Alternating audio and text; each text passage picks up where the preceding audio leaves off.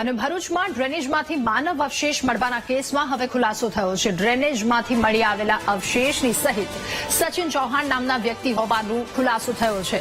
College રોડની ડ્રેનેજમાંથી અવશેષો મળી આવ્યા હતા। મૃતક સચિન ચૌહાણ શ્રવણ ચોકડી પાસે રહેતો હોવાની માહિતી મળી। મહત્વનું છે કે 29 માર્ચે સચિન ચૌહાણ ગુમ થયાની ફરિયાદ નોંધાઈ હતી।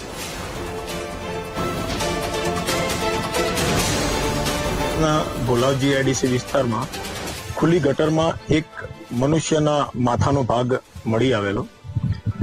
એ સંબંધમાં ભરૂચ શહેર સી ડિવિઝન પોલીસ સ્ટેશનમાં અકસ્માત મોત દાખલ કરી એ મરણ જનાર જે ઈસમ છે જેને માથાનો ભાગ મળી આવેલો હતો એ મરણ જનારનું મોત કેટલા સમય પહેલા થયેલું છે, મરણ જનાર ઈસમની ઉંમર શું છે અને એનું મોત કેવા કારણસર થયેલું છે એ દિશામાં તપાસ થવા માટે સૌ પ્રથમ તો એનું પેનલ ડોક્ટરથી પીએમ કરાવવા માટે કાર્યવાહી હાથ ધરવામાં આવેલી અને એ મરણ જનાર ઈસમના બીજા કોઈ માનવ અવયવો નજીકના વિસ્તારમાં છે કે કેમ એ દિશામાં પણ જુદી જુદી ટીમો બનાવીને તપાસ કરવામાં આવેલી।